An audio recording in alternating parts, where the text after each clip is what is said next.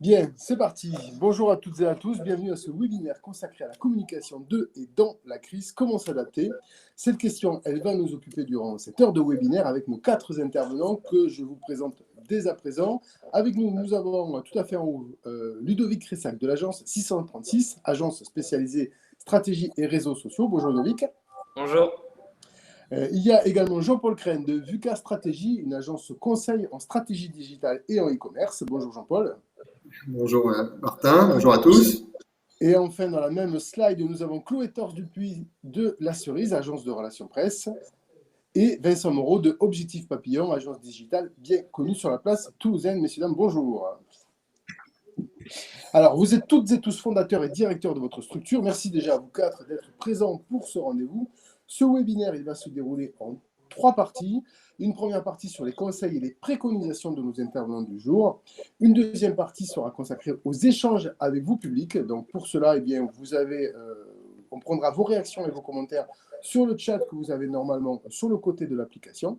Enfin, nous terminerons cette heure de webinaire avec une dernière partie sur les perspectives. Voilà, on va essayer d'être le plus constructif et interactif possible. Mais avant de démarrer sur les conseils et les préconisations, on va, si vous êtes d'accord, faire un premier tour de table rapide sur le constat. Et Jean-Paul, on va commencer avec toi et ce postulat de départ. La crise est un révélateur de situation antérieure. Qu'est-ce que tu veux dire par là?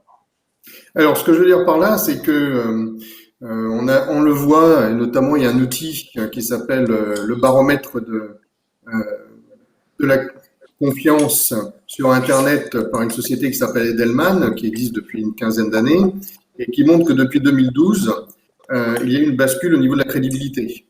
C'est-à-dire que les marques, notamment, alors je ne parle pas des politiques, de la finance, etc., mais on va se centrer sur le business et sur les marques. Et donc, ces dites marques ont un déficit de crédibilité par rapport au grand public. Et la crise du Covid a montré que ce déficit de crédibilité allait en s'accentuant, même si, et c'est là où ça devient intéressant, même si 55%, il y a une étude qui a été faite entre le 23 et le 26 mars de cette année, toujours par Edelman, et qui tend à montrer que 55% des Français trouvent rassurant que les marques continuent à communiquer durant la pandémie, tandis qu'il y en a 33% qui considèrent que ça ajoute à leur anxiété. D'accord, donc cette crise, elle a ébranlé un petit peu la confiance ou elle a renforcé les situations précédentes? Voilà, c'est un révélateur, à mon sens. Okay. Ludovic, quelle est ta position sur le sujet? Je crois qu'il y a une étude de référence côté social media également qui existe. Oui, en fait, dans cette étude-là qu'a cité du coup Jean-Paul, il y a une dimension social media dedans. Donc, elle est assez large sur une trentaine de pays. Il y a de mémoire une cinquantaine de slides dessus. Donc, ça, vous pourrez le retrouver. Peut-être que Jean-Paul, on pourra mettre le lien dans le chat et l'envoyer après. Ça reste vraiment une étude de référence. Moi, pour continuer un peu ce qu'a dit Jean-Paul, nous, on parle beaucoup d'authenticité sur le social media et sur les réseaux sociaux. Et ce qu'on a pu constater dans ce moment un peu particulier, confinement, déconfinement, je ne sais pas trop comment le qualifier, c'est justement qu'il y a les marques, mais attention, il y a aussi les individus. Et l'authenticité transpose et apparaît aussi dans l'adéquation des deux. C'est-à-dire qu'on attend de plus en plus aussi que les dirigeants, que les collaborateurs aient une présence authentique et pas juste promotionnelle, mon produit c'est le meilleur, ma marque c'est la plus forte. Non, ça va être vraiment une adéquation entre les valeurs exprimées et les valeurs perçues, notamment sur les réseaux sociaux. Donc nous, on a vu vraiment une accélération côté prise de parole des dirigeants en social media, même des collaborateurs. Donc il y a aussi des chartes réseaux sociaux. Enfin, ça questionne vraiment le rapport individu et société et entité à tout niveau, collectivité comme entreprise, comme entité. Mais ça, on pourra y revenir. C'est plusieurs portes ouvertes qu'on pourra creuser après, quoi. Très bien, merci beaucoup pour ce premier tour. En tout cas, bon, on a bien compris que chacun des intervenants de ce webinaire a une spécialité particulière.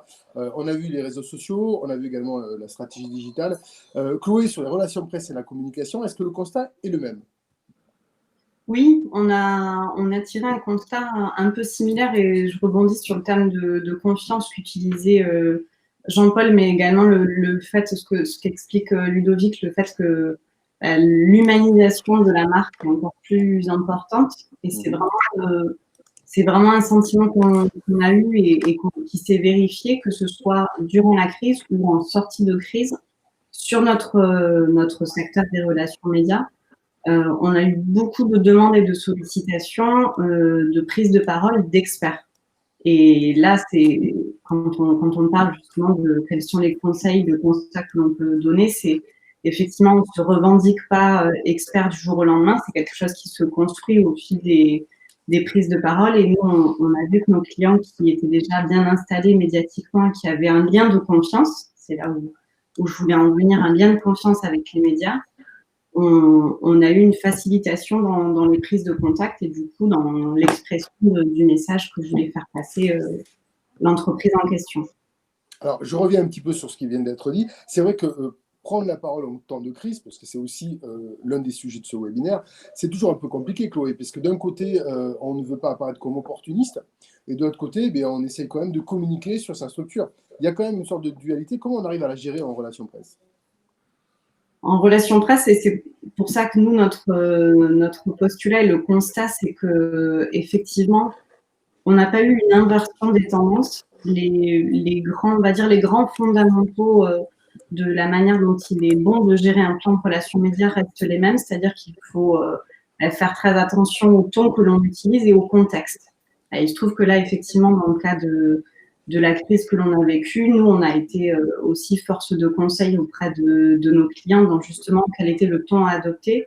Parce que comme tu l'as souligné, Martin, on avait différents cas de figure. On avait la société dont l'activité a été impactée négativement et qui veut continuer à prendre la parole. Donc là, il faut trouver un message qui ne soit pas un message créé de toutes pièces, mais que ça ait du sens. Et on a aussi eu, nous, dans le cas de nos clients, des activités qui se sont intensifiées durant la crise. Et il faut, comme tu le soulignes, ne pas paraître pour opportuniste. Et donc là, c'est vraiment une question de dosage sur quels sont les messages que l'on va véhiculer. On a un cas très concret à l'agence d'une société qui fait de la livraison de produits de producteurs. Bien évidemment, durant la crise, l'agroalimentaire et le local, ça a explosé. Il en était ravi. En revanche, il fallait qu'on fasse attention dans les messages qu'on délivrait, sur les accroches qu'on utilisait et toujours rester dans quelque chose de bienveillant et de justement pas apparaître pour la société qui fait son beurre clairement sur le dos d'une crise sanitaire atroce. Donc ça, on va y revenir aussi sur ces petits réflexes, également sur ce dosage. On termine le premier tour de table avec Vincent. Pareil, même question. Quel est le constat au départ de ce qui s'est passé, notamment avec cette crise, et comment finalement on peut en dégager également des lignes directrices pour les conseils et les préconisations? Alors, le premier constat, c'est que, et c'était le sens aussi du titre du webinaire, en temps de crise, c'est-à-dire qu'on est dans une crise où on espère l'épisode le plus aigu derrière nous, mais on reste dans une situation de crise dans la mesure où on est dans un contexte fondamentalement incertain. Et donc, l'enjeu, c'est de savoir comment on peut s'adapter à cette nouvelle constance, et l'inconstance de l'environnement dans lequel on est amené à intervenir. Il y a deux idées fortes, je pense. Il y a d'une part la réactivité. Alors, Jean-Paul va nous emplir d'optimisme. Donc, ce next catastrophe. Et comment y survivre? Bon, il faut être préparé à tout, il faut tous les scénarios. Donc, mais en tout cas, effectivement, l'anticipation, on ne sait pas ce qu'il faut anticiper. Donc, le mot n'est plus adapté. En tout cas, c'est une très grande réactivité. C'est-à-dire c'est ce qu'on a vécu nous pendant la période confinement. C'est d'agir rapidement. Et en même temps, pas se faire des plans à 3 mois, parce qu'à 3 mois, on ne sait pas. Donc, on est rentré dans une phase d'adaptation plus forte. Et ensuite, le deuxième terme, c'est responsabilité. C'est-à-dire que ma perception, c'est que l'ensemble des acteurs, et les acteurs ont aussi bien des attentes personnelles que professionnelles, puisque la crise montre bien que voilà, c'est très illusoire de séparer, de croire qu'on peut avoir des sphères qui n'interagissent pas. C'est une responsabilité de l'ensemble des acteurs. Donc, responsabilité, ça veut dire sincérité. Et ça veut dire aussi, moi, je suis quand même frappé par la vitesse de changement des comportements de personnes que je connais qui changent. On voit que les angles de vue changent. Et ça se traduit également au niveau politique. Hein, quand on voit des maires d'orientation verte élus à Marseille, Bordeaux, Strasbourg, jamais on n'aurait imaginé ça il y a 6 mois. Hein, donc il y a quand même, je pense, un enjeu de responsabilité beaucoup plus fort qu'avant. Hein. On le voit également dans tous les débats qu'il peut y avoir actuellement sur la 5G, par exemple. Hein, qui vont crescendo sur l'utilité sociale de l'innovation technologique. Voilà, c'est des dimensions qui sont beaucoup plus à prendre en la dimension d'intérêt général et beaucoup plus à prendre en compte qu'elles ne l'étaient auparavant, il me semble.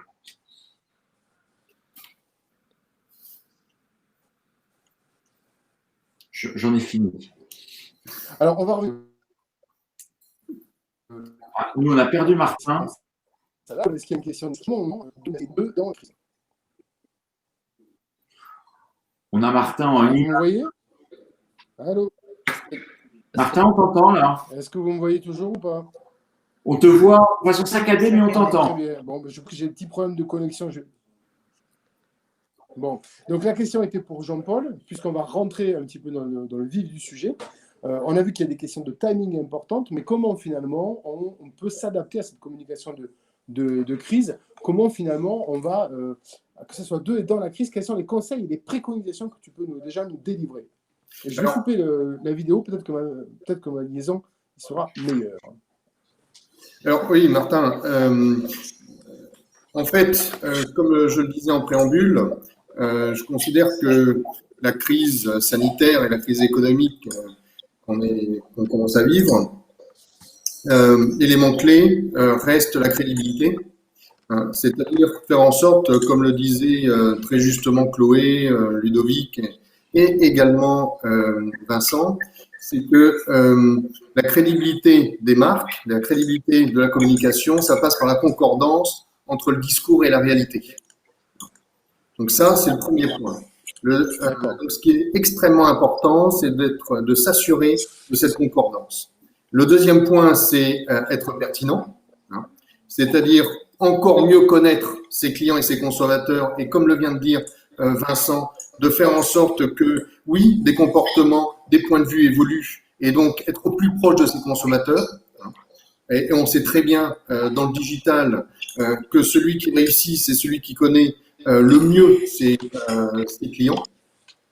Et puis enfin, un élément qui a dû se voir pendant la période de confinement et qui doit continuer à se voir, c'est la fiabilité. Est-ce que je peux gérer la loyauté, la fidélité dans le temps, hein, et faire en sorte que mes consommateurs, mes clients deviennent mes prescripteurs. D'accord. Mais tout ça, Jean-Paul, oui. Ce sont des choses qui se font avant la crise, finalement. Bien sûr. Et ben c'est encore. Je dirais que la crise est un révélateur. La crise, à mon sens, n'est pas un changement ni une révolution. Il n'y a pas un monde d'avant et un monde d'après, à mon sens. C'est un révélateur. J'ai eu un article dans Stratégie il y a pas très longtemps où je titrais Les masques tombent. Hein. C'est-à-dire que oui, il y a une accentuation de ce qui était là au préalable. Et comme l'a dit Vincent, ce qui est nécessaire, c'est d'être plus proche de ses clients, d'être plus proche et plus réactif. Encore plus qu'avant. Alors, Ludovic, du coup, pour le coup, être réactif, ça passe aussi par les réseaux sociaux. Tout à fait. Ouais, c'est clair. Et là, il y a une transition toute faite avec ce qu'a dit Jean-Paul. Dans toute thématique de crise, il y a souvent cette problématique de continuité et de rupture. Et à chaque fois, on insiste sur les éléments de rupture. Alors, pourquoi, comment? Là, il faudrait peut-être creuser ça, mais c'est en dehors de ce webinaire. Et nous, on le voit aussi. C'est-à-dire que pour nous, il y a plus d'éléments de continuité que de rupture sur les réseaux sociaux et dans le monde du social media. Et pour être plus concret et plus opérationnel, là, ça rejoint ce qu'a dit Chloé tout à l'heure. Nous, un point qui est essentiel et qui est encore plus important aujourd'hui, c'est la question de la stratégie. Donc stratégie, stratégie, stratégie, il faudrait que je le répète 5 fois. Sur les réseaux sociaux, c'est terminer le temps du bricolage, je fais ça, je tente, je laisse à un collaborateur et il va s'en occuper. Ça devient maintenant au cœur de l'activité de toute entreprise, collectivité ou entité. Et donc de bien réfléchir en lien avec ce qu'a dit Jean-Paul. Quelles sont mes cibles? Quels sont mes objectifs? Quels sont mes moyens dédiés? Quels sont les réseaux sociaux que je priorise? Quel message? Quelle organisation? Tout ce qui va constituer cette stratégie social média, mais vraiment qui s'insère dans la stratégie de communication, c'est peut-être l'élément de continuité qui se renforce le plus, qui est à notre sens et à mon sens le plus important. Après, moi, j'ai 2 problématiques qui me paraissent aussi questionnées avec ce moment, mais ça, on pourra y revenir après, Martin, qui est le choix d'internaliser ou d'externaliser les réseaux sociaux, qui reste une grande dichotomie qu'on retrouve pour beaucoup d'acteurs. Et la deuxième problématique qui est plus liée à est-ce que c'est ma marque uniquement qui s'exprime et ou entouré de collaborateurs, donc cette relation entre l'individu et l'entité, comment on l'organise, les ambassadeurs, etc., qui fait qu'on avance sur cette question social média extrêmement vite, mais plus de continuité que de rupture, très clairement. D'accord. Donc, ce qu'on voit finalement, c'est que tout ce travail se fait évidemment en amont, et c'est pendant une crise qu'on va en récolter des fruits, quelque part, si je dois résumer. Là, moi, de mon côté, clairement. Ouais. Mais alors, du coup, pour ceux qui n'ont pas anticipé, parce que clairement, une crise, ça ne se prévoit pas. On aimerait bien, mais ça s'appelle une crise parce que justement, on ne peut pas anticiper une catastrophe. Donc, comment on fait lorsqu'on n'a pas anticipé tout ça pour essayer de rattraper un petit peu les wagons? Est-ce qu'il y a des gestes simples ou des choses finalement rapides et faciles à mettre en œuvre? Est-ce qu'il y a une solution miracle quelque part? Si je peux me permettre d'intervenir, une solution, oui. Je laisserai les autres se positionner en tout cas sur leur secteur. Sur la partie relations médias, je pense malheureusement, je vais décevoir tout le monde, mais je ne pense pas qu'il y ait de solution miracle. Dans le terme de relations médias, il y a vraiment le fait de créer justement une relation. Donc, par définition, c'est quelque chose qui va prendre du temps et qui a nécessité principalement la durée. C'est là où rejoint vraiment la position de Jean-Paul et Ludovic, à la fois sur le côté stratégique et sur le fait de, sans forcément anticiper une communication de crise, parce que ça, effectivement, c'est impossible et Vincent soulignait le terme d'anticiper, il faut l'oublier. En revanche, se préparer à avoir, on va dire, un terrain de communication en ayant différents outils.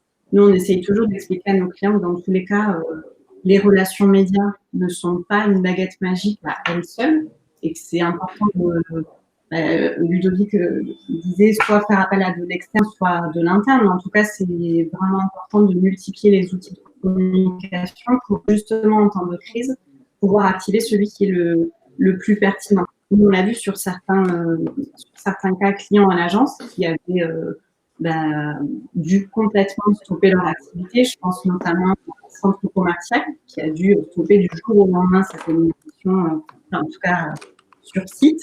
En termes de relations médias, c'était compliqué de faire vivre des messages parce que ça n'avait tout simplement pas de sens. Du coup, il y a eu énormément de bascules sur les réseaux sociaux pour garder un lien avec la communauté, dans l'idée de se dire non, on ne communique pas avec vous, envers vous, que quand on a quelque chose à vendre. On est aussi là pour avoir un vrai lien sur la durée. Et tout ça, malheureusement, Martin, moi, je dirais que la solution miracle à sortir quand la crise démarre, c'est un peu compliqué. Et je pense qu'il faut surtout en tirer une expérience pour le après et se dire, aujourd'hui, j'ai peut-être eu des failles dans ma communication. On n'est pas à l'abri de tout ce dont on parle, d'une seconde vague, etc. Ça peut peut-être m'installer plus dans une réflexion autour d'une stratégie globale. Vincent, pour réagir? Oui, alors pas de solution miracle non plus, mais quand même une orientation forte. On parlait, Ludovic parlait de stratégie. Ce qui apparaît, alors ce qui se renforce, parce que c'est une tendance, je pense, qui existe depuis quelques années, c'est que la communication de marque devient plus forte. C'est-à-dire que vous prenez il y a 10 ans, je pense qu'il y avait que les grosses entreprises qui avaient une logique de communication de marque. C'est quelque chose qui s'est largement répandu, notamment avec deux leviers principaux. Le RSE d'une part, qui oblige à expliciter un certain nombre de fondamentaux, et d'autre part également les attentes des plus jeunes générations qui sont beaucoup plus axées sur les sujets des missions, des valeurs de l'entreprise et qui amènent en fait à une explicitation beaucoup plus grande. Et donc, ce qu'on a vu depuis quelques années, le conseil que je donnerais, c'est vraiment de rentrer systématiquement dans cette démarche alors on peut l'appeler plateforme de marque, on peut l'appeler stratégie, enfin, il y a différentes logiques, en tout cas d'expliciter les fondamentaux de son identité de marque, quelle est sa mission, quelles sont ses valeurs. C'est des éléments qui ont autant de valeur en interne qu'en externe. Et on a vu qu'en période de crise, on se recentre sur une communication beaucoup plus fondamentale. On va notamment se baser sur ces valeurs. Voilà. Et donc ça suppose qu'on ait fait ce travail. Donc c'est pas du tout une baguette magique, mais en tout cas, je pense que c'est un fil rouge à ne pas lâcher. C'est-à-dire qu'on a eu des périodes très très aiguës et qu'il faut tenir ce fil rouge et effectuer ce travail de formalisation qui est le préalable à la stratégie. Après avoir une stratégie de présence, il faut que ça s'articule avec cette identité qui soit forte et claire. Tout à fait. Oui, oui. Moi, je suis entièrement d'accord. Et on pourrait même dire que, et ça a été encore un révélateur en cette période de crise, ça va continuer à l'être, à mon sens, c'est que la marque, c'est la culture de l'entreprise. C'est-à-dire qu'on ne peut pas dissocier les parties prenantes externes et internes. C'est-à-dire, comme l'a dit Ludovic, il y a le fait que la communication interne, donc les parties prenantes internes, sont au même niveau, si ce n'est qu'elles sont encore plus importantes que les parties prenantes externes. Et là, parce que c'est ce qui crédibilise. Pardon, Jean-Paul, vas-y. Non, je t'en prie. Vas-y, Ludovic. Non, mais ça me permettait de donner un exemple concret qu'on avait évoqué l'autre fois quand on préparait nous ensemble. Moi, cette thématique-là de l'organisation interne en social media, c'est assez phénoménal puisque quand on va avoir une question sur un recrutement en urgence, puisqu'on est dans l'agro et qu'on est complètement sous l'eau, est-ce que le community management, donc la gestion des réseaux sociaux, ça doit être attaché à la com, ça doit être attaché au RH, ça doit être attaché au marketing, ça doit être attaché à la direction, puisqu'il y a aussi la dimension stratégique qui est révélée de plus en plus sur les réseaux sociaux, ou du moins on essaye d'embarquer sur les valeurs, tout ce qu'a dit du coup Vincent. Donc nous, cette question-là, organisationnelle de l'équipe de community manager avec de l'interne et avec des ressources externes aussi, c'est un enjeu qui est essentiel pour faire évoluer dans ce monde incertain dans lequel tout s'accélère, cette agilité au cœur des structures, des entités, des organisations, que ce soit pour des TPE comme pour des très très grands groupes. Ça, c'est vraiment un des enjeux, nous, qu'on identifie en social media les plus cachés, mais les plus essentiels pour avoir des résultats, de l'impact et in fine des résultats. Et bon, du coup, ça va changer des comportements, le fait d'avoir eu justement ces là, enjeux. Nous, concrètement, alors, parce que c'est là, après, on a un retour qui est quand même assez récent, mais en tout cas, nos clients sont beaucoup plus à l'écoute quand on a des recommandations et des préconisations sur ça, puisque là, ça entrechoque la culture même de l'entreprise. Très souvent, c'est segmenté, les réseaux sociaux, c'est la com. Et c'est un peu le précaré qui appartient quelque part à certaines. Donc, nous, en tout cas, c'est un levier, on va dire, d'acceptation plus fort. Mais il y a des freins culturels en France, je pense historiques, beaucoup plus forts et beaucoup plus ancrés, qui font qu'il va falloir un peu de temps pour que quand on dit aux gens, bon attention, on va essayer d'envisager ça, nos clients, à chaque fois, il y a ce mouvement de recul. Ils sont là, waouh, qu'est-ce qu'ils nous proposent là, ça fait un peu peur et ça, on accompagne énormément sur ces sujets, quoi. Alors, on a bien compris, en tout cas en vous écoutant, que d'abord, c'est une communication durable, c'est une communication globale et c'est une communication qu'il faut penser sur le long terme. Et moi, je me mets à la place juste des clients. Tout ça, c'est très bien, mais combien ça coûte? C'est-à-dire qu'évidemment, derrière, il y a des moyens à mettre en œuvre, à la fois pour pouvoir rentrer en mode survie une fois qu'on arrive en communication, mais finalement, est-ce qu'on a les budgets et de ces ambitions, sachant que pendant des années, ça a été plutôt la chasse au coût, finalement. Qui peut répondre par rapport à tout ça? Vincent. Ouais. Sur les budgets. Les budgets, alors c'est des budgets internes et des budgets externes. ce qu'on constate au niveau des budgets d'achat d'achat d'espace, on va dire, globalement, c'est pas une migration des budgets. Hein. Alors, c'est pas forcément une bonne nouvelle pour la presse écrite et je le regrette.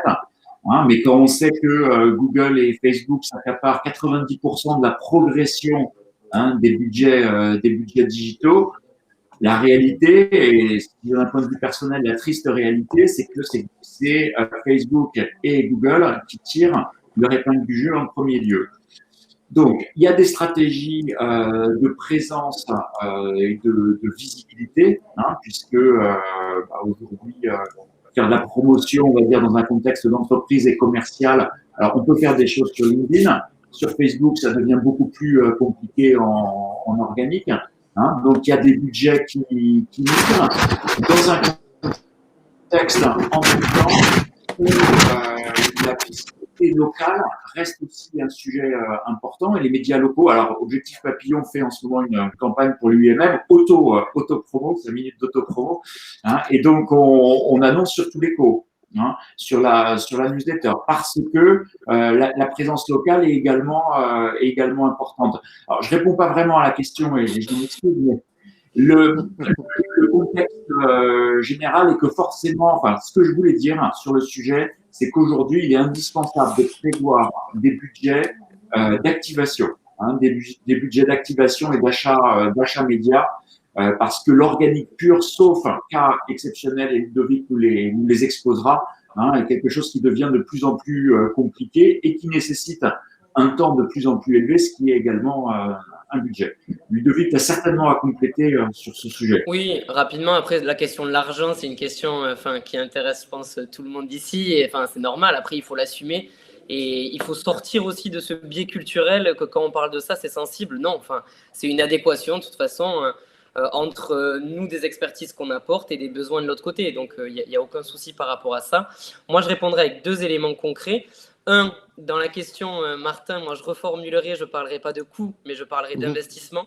Et ça, on le voit, toutes les entités qui coupent les budgets rattachés au monde de la communication au sens large pour rattraper après, et bien là, pour le coup, ça va coûter plus cher puisqu'on n'a pas investi. Il y a beaucoup d'études, là, pour le coup, économiques, on pourra faire passer, Jean-Paul a pas mal d'éléments sur ça. Quelque part, ça coûte plus cher de couper des coûts que d'être dans une logique d'investissement et de les maintenir. Ça, c'est le premier point.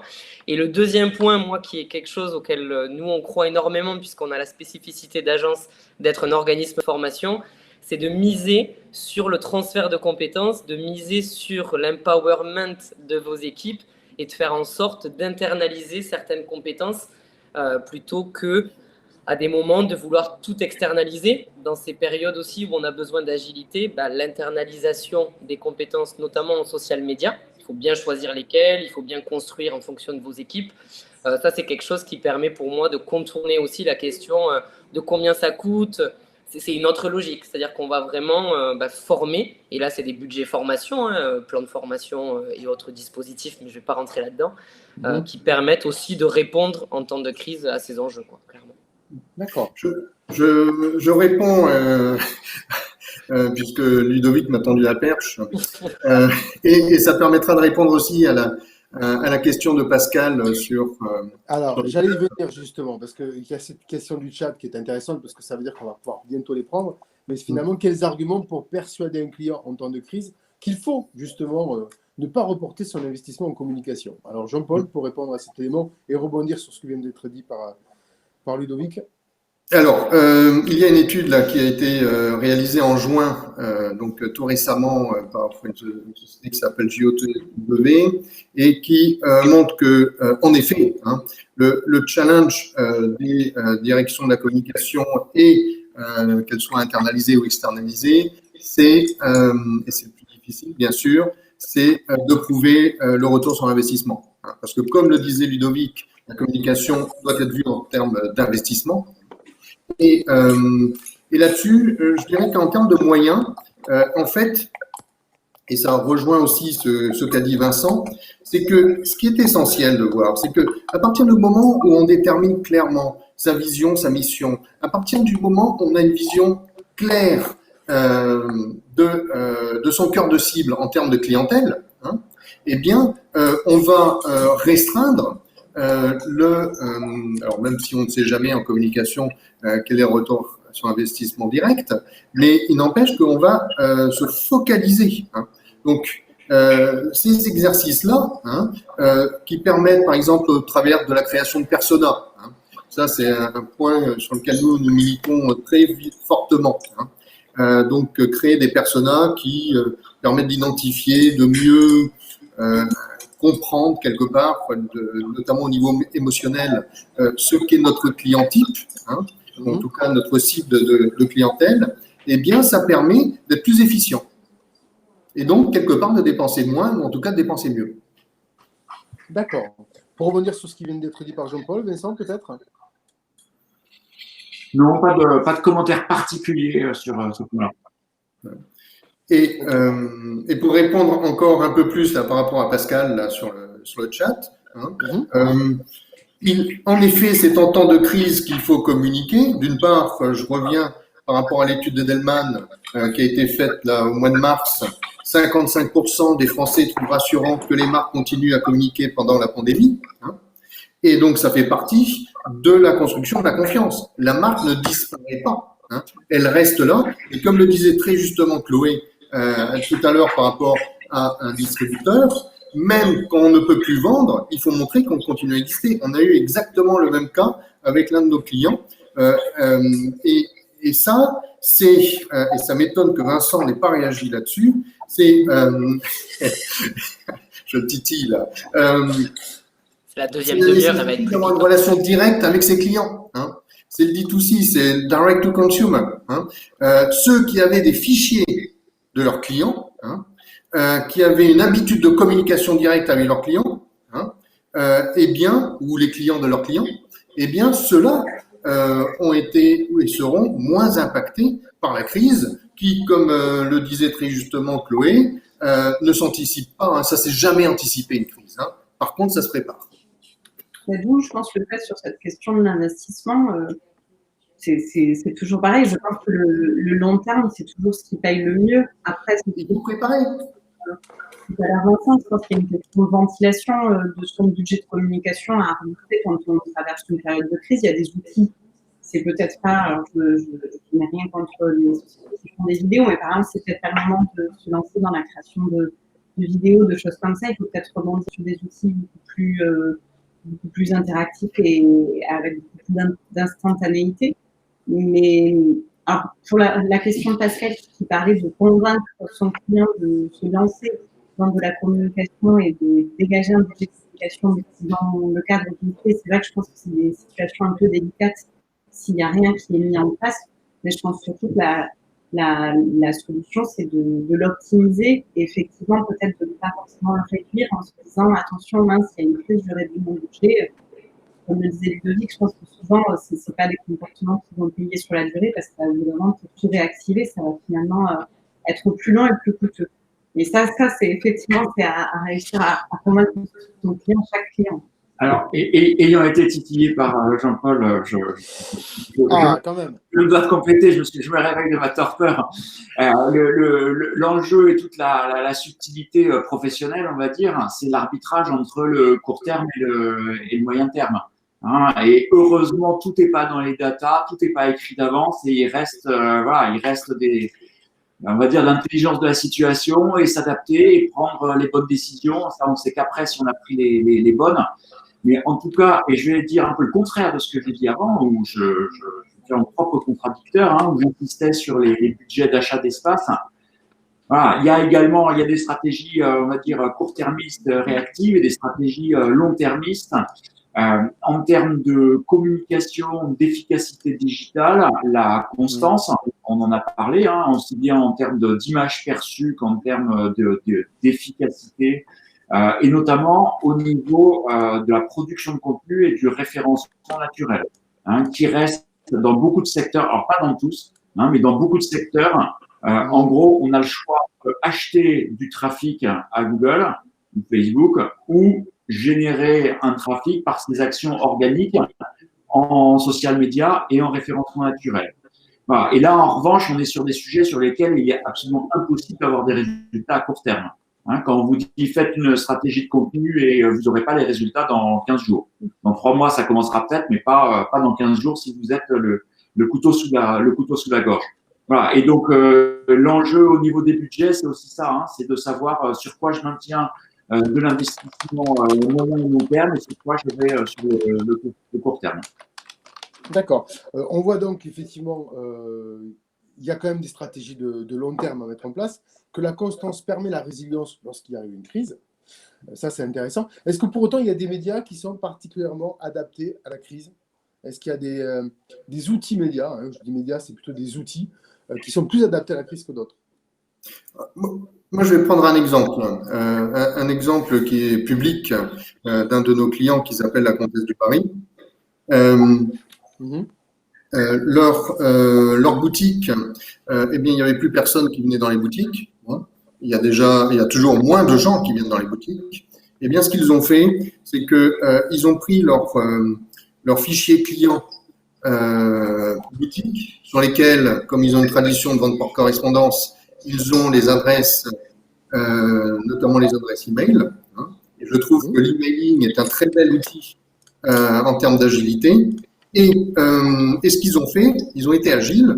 Face à cette situation, le client ne venait plus en boutique. Eh bien, ils ont contacté par mail, par téléphone et pas par courrier, parce que la Poste a lâché tout le monde sur son service non public. Elle a bien montré, parce que l'attitude de la Poste pendant la crise a été tout de même lamentable. Mais je vais faire ma parenthèse. Et donc, ce qu'ils ont fait, c'est qu'ils ont contacté un par un leurs clients, leur disant « On peut venir chez vous, on peut venir vous livrer. Hein » Et c'est ça qui a tué leur business. Ça a été l'agilité, le fait qu'ils aient un fichier, hein, et de prendre contact avec leurs clients pour trouver des solutions alternatives. Donc, de la souplesse, de l'agilité et raccourcir les canaux finalement de communication pour essayer d'être encore plus en phase avec son public direct. Quoi. Ouais. Oui. Moi, j'ai un autre exemple qui vient en lien avec ça, si tu m'autorises, Martin. Bien sûr. En plus, c'est un brief sur lequel il faut qu'on réponde. Donc, s'il y a des idées dans le chat, nous, on est preneurs. Et allez, on va travailler pour toi. Vas-y. Je ne vais pas donner le nom de la marque, mais c'est une grande marque, pour le coup, mondiale dermo-cosmétique, on va dire plutôt cosmétique, qui s'est retrouvée avec des conseillères beauté du coup, qui ne pouvaient pas vendre dans les magasins à la fois spécialisés et chez les revendeurs, vous savez, de produits cosmétiques. Et l'idée, c'est comment faire monter en influence chaque conseillère de beauté sur un ou plusieurs réseaux sociaux. Donc, pour l'instant, il peut y avoir Instagram, mais il y a TikTok dans le monde asiatique sur lequel ils veulent se positionner. Il y a également Twitter dans certains endroits, etc. Comment, du coup, de la marque qui est extrêmement forte, on diffuse, du coup, dans les conseillères de beauté qui ne sont pas spécialisées là-dedans, dans la communication social média, à titre individuel. Donc, je ne vous dis pas les enjeux cachés juridiques qu'il y a derrière, puisqu'ils veulent le faire de manière bénévole. Or, il peut y avoir une logique de rémunération aussi. Pour que si jamais il y a un autre confinement, et même en parallèle de la vente physique, elles puissent, ou ils pourront vendre certains produits, les conseiller directement via leurs réseaux sociaux individuels. Donc, je ne sais pas si vous vous rendez compte le choc culturel que ça représente pour une marque assez ancienne en plus, qui essaye de se renouveler par rapport à ça. Mais c'est un levier business. Là, en termes d'arguments par rapport à Pascal et ce qu'a mis Sophie aussi, bon, là, un patron, un PDG comprend complètement qu'il y a un intérêt business direct, notamment en cas de deuxième, troisième, quatrième ou cinquième vague, clairement. Donc, c'est en faire des ambassadrices, voire des influenceurs ou influenceurs, hein, c'est-à-dire s'il y a des hommes liés à la marque.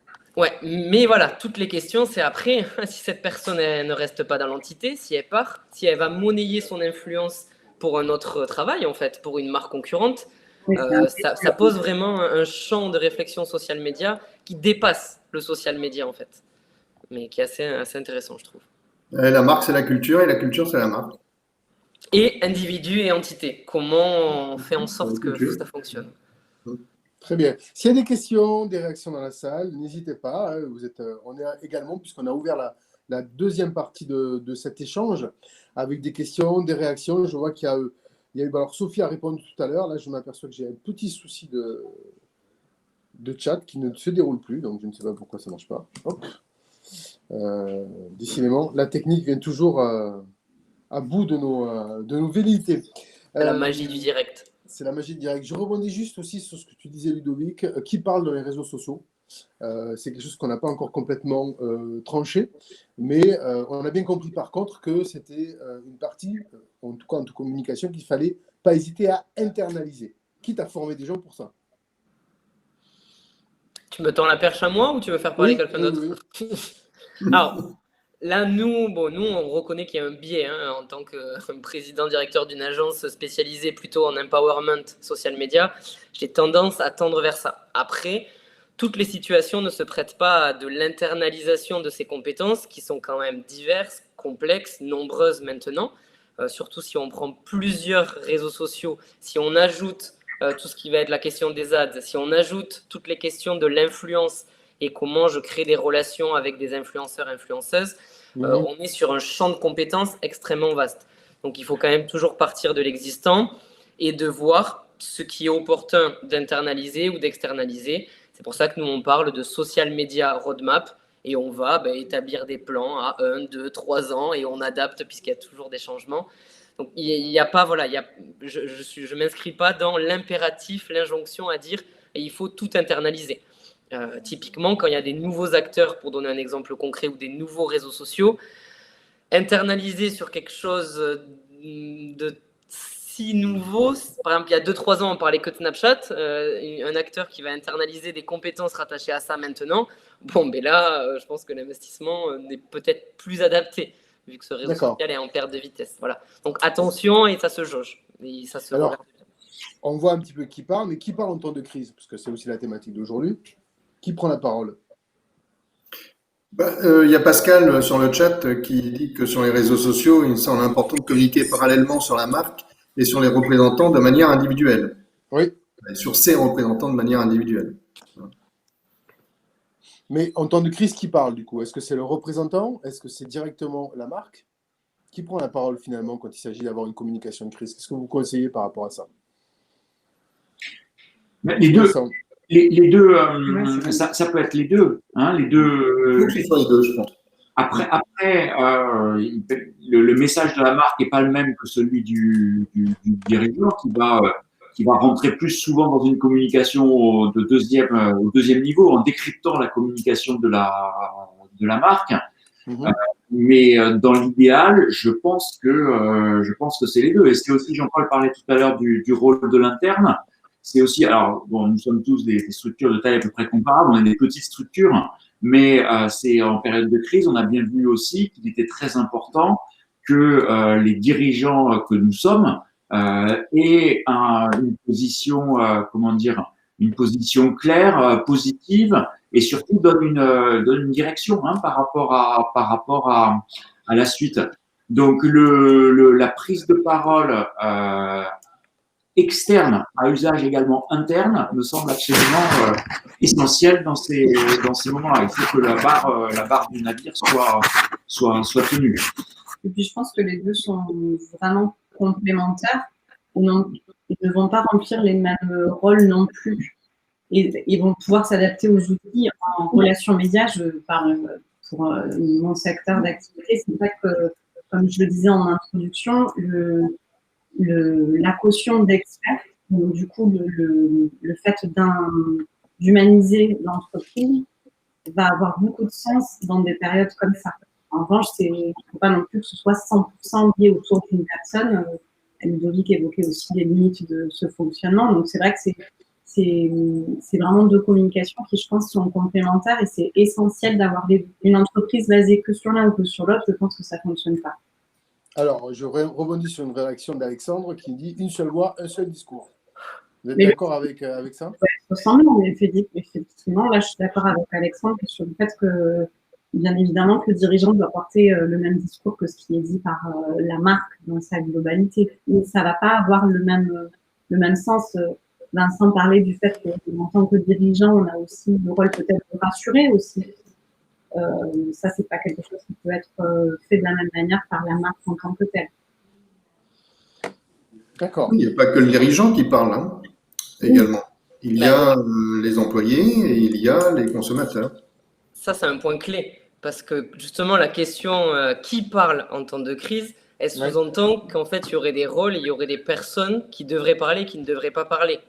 Or, malheureusement, ou heureusement, le fait est que tout le monde parle. Moi, je parle beaucoup de syndrome de l'autruche. J'avais fait une conférence pour la mêlée sur ça, où justement, est-ce que c'est pas, alors monde d'avant, monde d'après, on peut en reparler, mais est-ce que c'est pas justement le monde d'avant que de croire que c'est uniquement certaines personnes qui vont pouvoir s'exprimer en temps de crise et pas les autres, et donc du coup de se cacher derrière ça en disant voilà, mon message il est contrôlé, on a un seul discours, et de ne pas regarder tout ce que font, tout ce que fait l'écosystème, les partenaires. Au final, ça contribue aussi au discours et à ce qui est perçu. Donc c'est assez difficile. Là, je reconnais que maintenant, il y a une complexité par rapport à ça aussi. Et les réseaux sociaux, ils sont pour beaucoup. Heureusement ou malheureusement. Alors, est-ce que ça veut dire... Oui, Jean-Paul? Non, mais de toute façon, c'est pour revenir à l'étude qui était présentée au démarrage sur Edelman et sur les niveaux de confiance. Ce que l'on voit, c'est que le niveau de confiance par rapport à quelqu'un, donc c'est sur Internet, sur le digital, quelqu'un qui parle que je ne connais pas mais que je ressens comme étant comme moi, a un niveau de crédibilité supérieur à la communication institutionnelle de l'entreprise.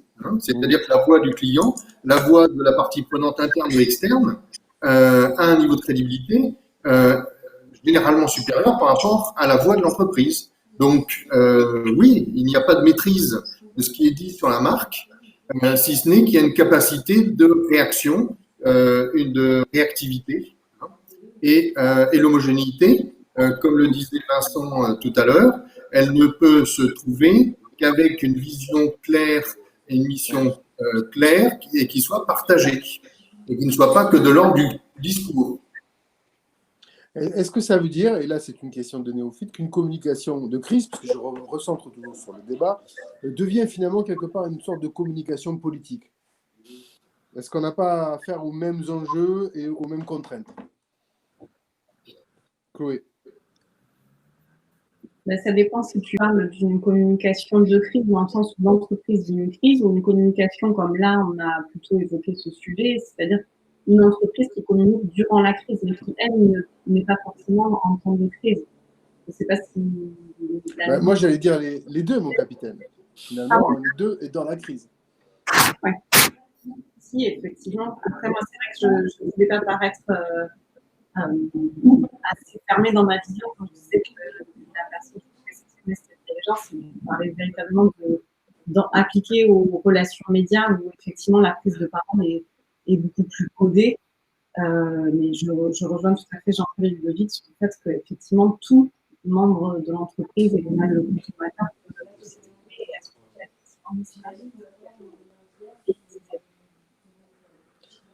On t'a pas entendu sur la fin où il n'y a que moi Oui, pardon, ça a coupé sur la fin, Chloé. Ah, peut-être arrêté. On s'est arrêté. Enfin, là, vraiment, c'était compliqué à entendre. Je ne sais pas pourquoi. Non, on a compris qu'effectivement, donc, il y avait quand même cette constante qu'il y avait des similitudes avec la communication politique. C'est ce que je vais retenir. Il nous reste 10 minutes sur ce webinaire. On va terminer, si vous êtes d'accord, avec les perspectives. Finalement, on a bien vu le constat. On a vu que c'était tout partait d'une démarche long terme. Pour la suite, comment vous voyez finalement les choses? Est-ce que si une nouvelle crise d'aventure se reproduisait, et on sait qu'on en attend quand même une cet hiver, quels sont les réflexes à mettre en œuvre dès à présent pour essayer d'affronter un épisode un peu similaire à celui qu'on a connu ce printemps? Moi, je veux bien me lancer à l'eau. Allez. La relation directe avec ses clients et les clients de ses clients. Je pense que c'est un élément clé. C'est ce qui permet, quelle que soit la situation, de continuer à avoir le lien. Et la communication, c'est un échange. Donc, il faut privilégier les outils, et les outils les plus frustres possibles. Je suis un grand militant de l'emailing, pas un emailing massif, mais également des réseaux sociaux, Ludovic. À part que j'aime pas trop être chez autrui. Je préfère avoir mes propres bases fichiers que d'être hébergé par quelqu'un qui, du jour au lendemain, peut décider que je n'existe plus ou pratiquement plus. Donc, c'est ça. Je pense que, de toute façon, on est dans un monde volatile, incertain, complexe et ambigu. Et des crises, on en a eu, on en aura. Et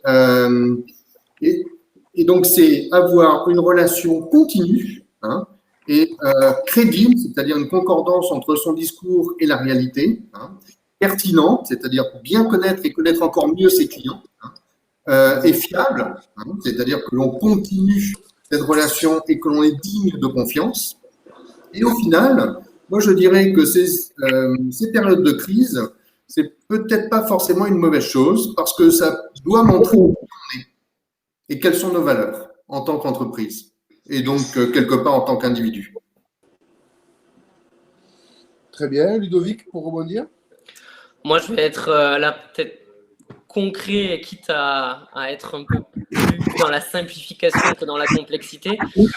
Mais moi, vraiment, là, peut-être le dernier conseil à avoir, c'est de faire en sorte que la question des réseaux sociaux ne soit peut-être pas portée par une seule personne dans le service communication ou dans l'entité communication, et que à l'échelle de chaque entité, donc TPE, PME, grand groupe, vous puissiez, à la sortie de ce webinaire, vous dire « Ok, les réseaux sociaux, c'est quoi mon équipe, qui c'est qui l'organise, comment on fonctionne ?» pour que vous ayez vraiment cette agilité et que quand on arrivera peut-être à un autre confinement ou une autre forme de crise ou quelque chose d'autre, vous ayez la capacité de réagir. Et en social media, on se rend compte, nous, de ce qu'on perçoit, que le plus important, c'est ça et pas forcément tel contenu qu'on va publier. C'est important, mais ça découle naturellement de la capacité de cerveau de personnes disponibles. Si c'est mal organisé et que l'organisation est mal faite, en période de crise où ça vient chambouler un peu les façons de travailler et de faire, ça ne fonctionnera pas. Donc, très important de peut-être sortir les réseaux sociaux de la communication pure des entités et de surtout pas avoir une seule personne qui gère ça. Parce que vous imaginez, en termes de risque après, là, pour le coup, ça sera difficile à moyen terme en termes de perspective concrète. Chloé? Si je peux me permettre de rebondir, alors on va avoir l'impression que je cache pour ma paroisse, mais je le pense sincèrement. Je rebondis sur ce que dit Ludovic et dans le cas précis là, que tu évoquais par rapport aux réseaux sociaux. Je pense que d'une manière générale, le fait de savoir s'entourer de professionnels, alors ça veut pas être, quand je dis ça, ça veut pas dire forcément tout externaliser, je le pense vraiment pas, mais en tout cas, ne pas hésiter à aller chercher du conseil. Ça peut être dans un premier temps justement que du conseil et essayer d'activer les forces qu'on a en interne. Mais je pense que on l'a déjà dit plusieurs fois, le fait de ne pas pouvoir anticiper, mais en tout cas se préparer au mieux pour avoir les meilleures armes, je pense qu'effectivement, ne pas hésiter à se tourner des professionnels de certains secteurs d'activité. Quand on sent qu'on a des lacunes sur certains domaines, je pense que c'est vraiment le conseil et encore plus en temps de crise, parce qu'on le voit, le fait aussi, je ne vais pas faire l'adage de pourquoi est-ce qu'on externalise, mais le fait d'avoir des conseils de structure aussi qui soient extérieures, ça permet d'avoir un œil neuf et de pouvoir confronter aussi d'autres idées. Et parfois, c'est essentiel justement quand on est en temps d'état un peu difficile. D'accord. Vincent? Donc pour se préparer, pour se prémunir, savoir comment agir en période de crise plus aiguë, moi je verrais trois points. Effectivement, avoir une vision claire de qu'est-ce qu'on internalise et qu'est-ce qu'on externalise. Il y a aucune recette en la matière. Ça dépend de chaque structure, des compétences qu'on a en interne, des compétences qu'on a en agence. Et en tant qu'agence, on est bien placé pour savoir qu'il y a toutes les configurations possibles dans les collaborations agence-annonceur. Et ça dépend beaucoup des personnes. Enfin, il y a plein de paramètres, mais il faut choisir des attelages qui vont bien ensemble et qui fonctionnent. Ça, c'est le premier conseil. Le deuxième conseil, c'est de ne pas remettre à plus tard toute la dimension stratégie et identité de marque dont on parlait. Je pense que c'est encore plus nécessaire pour avoir des bases solides s'il y a d'autres périodes compliquées. Donc, avoir une vision. Moi, je suis quand même surpris de la quantité d'entreprises dans des secteurs concurrentiels qui n'ont pas de vision très claire de leur plan marketing, pour lesquels des notions de base, bénéfice utilisateur, l'argumentation, où les choses ne sont pas clairement posées. Voilà, donc ça, c'est le côté marketing. Il y a le côté identité de marque. c'est vraiment des chantiers que je recommande de mettre de mettre en place. Et le troisième point, c'est c'est l'engagement des équipes et qui est lié aux deux premiers, on a bien vu, une fois que tout le monde a basculé en télétravail intégral, mais que là, voilà, toutes les réticences, les questions qu'on pouvait se poser autour du télétravail, elles n'existaient plus et que on ne pouvait qu'espérer travailler avec des équipes, enfin que les équipes dans lesquelles je m'inclus, enfin que l'équipe d'une entreprise soit suffisamment motivée et investie pour continuer à avoir envie, puisque quand on est en télétravail, il faut aussi de l'envie de s'investir. Voilà, qu'il y ait cette volonté, cette motivation. Et donc, veiller à la cohésion interne. Alors, je parle pas de happiness officer. Je parle vraiment d'adhésion à l'identité de l'entreprise, à son projet professionnel. C'est essentiel. L'engagement. D'accord. L'engagement. Donc, revenir aux fondamentaux, si je vous écoute tous finalement. Oui, parce que le reste, il faut pouvoir agir vite. Mais pour pouvoir agir vite, il faut que les bases soient très solides. Sois saine. Donc, des bonnes bases, une gouvernance rapide, si j'ai bien compris, et une réactivité qui l'est tout autant, finalement. Est-ce que le timing est important? Ce sera ma dernière question sur ce webinaire. Je ne sais pas qui. Sur la réactivité, oui, bien sûr. Bien sûr, sur la réactivité, on a bien vu en période qu'il faut des processus de décision rapides. Proche du marché. Voilà, et one step by step, pas s'engager dans des plans à 3 mois, à 6 mois, voilà, savoir qu'on peut être amené à réagir très rapidement. Et ça veut dire qu'il faut faire en sorte que les personnes, les entités qui sont en contact avec le client, eh bien, puissent prendre des décisions rapidement par rapport au client. C'est ça qui est important. Et pour qu'ils puissent le faire, il faut que, en effet, la vision soit partagée, etc., etc. Mais c'est ça, c'est que les gens qui sont en contact avec le marché, avec chacun des micro-marchés, avec chacun des clients, puissent communiquer, prendre des décisions, s'adapter. Ça, c'est pareil sur les réseaux sociaux avec vos communautés. La réactivité, c'est presque vie ou mort de votre contenu. Alors là, pour les réseaux sociaux, nous, on baigne dans cet impératif de réactivité. Et donc d'autonomie. Et quand on publie contenu, si on se pose la question de la stratégie, là, vous pouvez vous dire qu'il y a un problème et que vous pouvez aller voir des agences. C'est souvent le bon indicateur. Quand justement, on est devant son compte ou sa page et on se dit, bon, là, je suis en crise et du coup, qu'est-ce que je fais? Bon, là, vous venez nous voir tous les 4 et on en parle tranquillement, quoi.